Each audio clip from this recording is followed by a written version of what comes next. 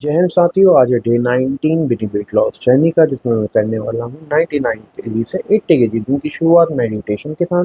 फिर उसके बाद पानी गिरता है तो मैं अपने रूम पर ही कर लेता हूँ, चला जाता हूँ एक्सरसाइज। एक्सरसाइज में जो सबसे पहले एक्सरसाइज करता हूँ वो मेरी डेली की कूल डाउन एक्सरसाइज है, जो कि स्टार्टिंग से लेकर मैं आज तक वही करता हूँ। सिमिलर एक्सरसाइज ही है कि कई एक्सरसाइज रोटेशन के हिसाब से होती है, कई एक्सरसाइज टाइमिंग के हिसाब से होती है, कई स्ट्रेचिंग की रहती है, तो उसमें थोड़ा टाइम देके उन एक्सरसाइज को करना पड़ता है। रोटेशन एक्सरसाइज काफ़ी ज़्यादा मुझे हेल्पफुल रहती है मेरी स्ट्रेंथ को बढ़ाने के लिए।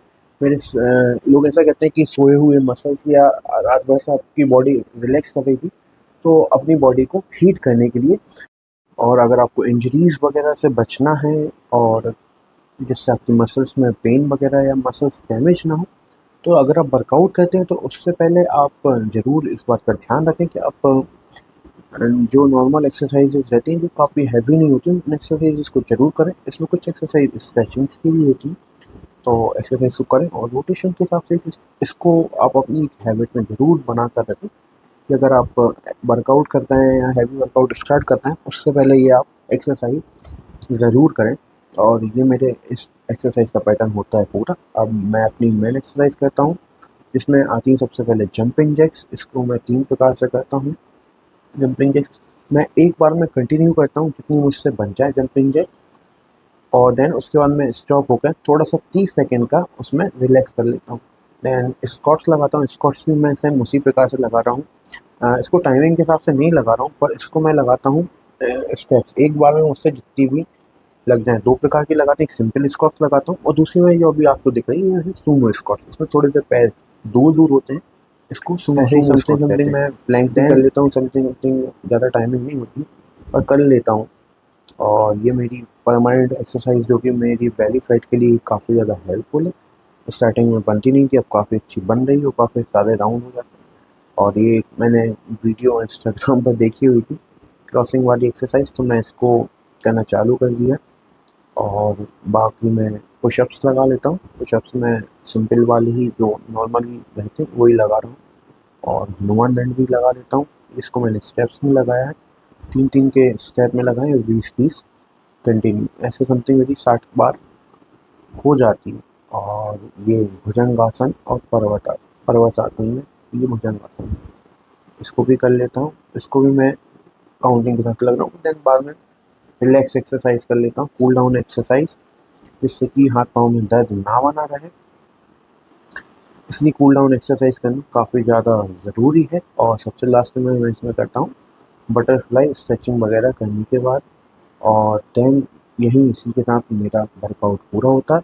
वर्कआउट करते समय एक बात का ज़रूर ध्यान रखें, बीच में पानी को आप ज़रूर पिएँ, ये बहुत ज़्यादा ज़रूरी है। देन उसके बाद मैं घर पहुँचकर नहा धो के तैयार होकर मंदिर पहुँच जाता हूँ। मंदिर के दर्शन करने के बाद फिर हम कर लेते हैं कुछ बातचीत। आज का डाइट प्लान कुछ इस प्रकार से है। सबसे पहले थी ब्लैक कॉफ़ी, जो कि मॉर्निंग में थी, योगा के पहले। कई बार योगा के बाद में भी हो जाती है।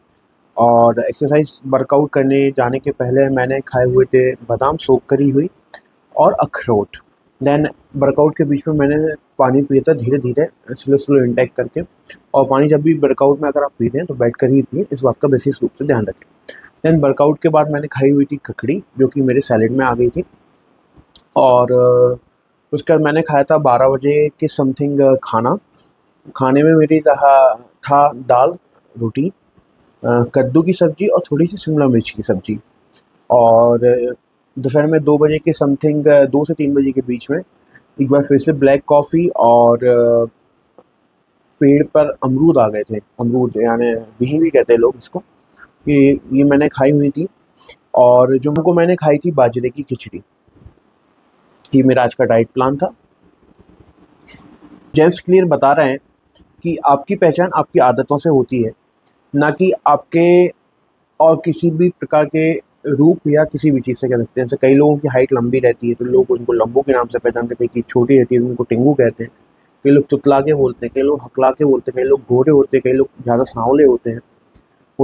उससे आपकी पहचान नहीं होती। आपकी जो पहचान होती है वह होती है आपकी आदतों से। जैसी आपकी आदतें होंगी वैसी आपकी पहचान होगी। जैसे कि कई लोगों को आपने देखा होगा अपने फिटनेस को लेके ध्यान रखते हैं, डेली वर्कआउट करते हैं या जिम जाते हैं, तो लोग उनको कहते हैं, इनकी मतलब उनकी एक अलग से पहचान होती है, ये भैया बड़े फिट हैं। कई अपने बिजनेस को लेके काफ़ी ज़्यादा डिसिप्लिन कहते हैं, लोग उसको सीरियस नाम देते हैं, पर सीरियस नहीं कहेंगे, डिसिप्लिन कहेंगे कि वो उसके प्रति समर्पित हैं। तो कई लोगों को कहते हैं कि वो बहुत अच्छे व्यापारी हैं, कई लोग अच्छे प्लेयर्स होते हैं, कई लोग अच्छे भजन गाने में होते हैं, गाना गाने में होते हैं, और भी प्रकार से जो आदमी जिस चीज़ में होता है उसकी पहचान उसी रूप से होती है। कई लोग धार्मिक प्रवृत्ति के होते हैं, डेली मंदिर जाते हैं, लोग कहते हैं यार बड़े वो है, बहुत धार्मिक हैं। कुछ लोग समाज सेवी होते हैं तो कहते हैं यार ये समाज सेवी बहुत हैं। पॉलिटिशियन, इस प्रकार से सबकी अपनी अपनी पहचान होती है। जो पहचान होती है वो आपके आदतों से होती हैं, इसलिए आप अपनी आदतों में सुधार करें, अच्छी आदतों को बनाएं और एक अच्छे मुकाम पर पहुँचें, जिससे आपकी एक अच्छी पहचान बन सके। मिलते हैं नेक्स्ट ब्लॉग में। जय हिंद।